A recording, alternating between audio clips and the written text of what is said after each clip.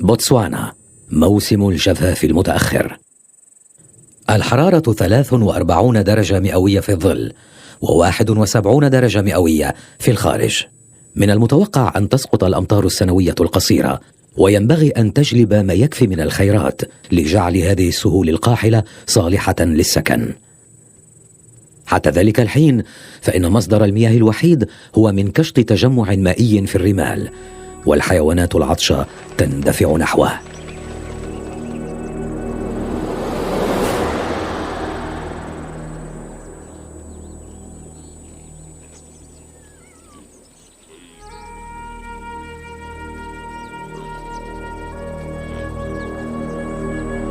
هناك لبوءة تمتلك هذه الواحة،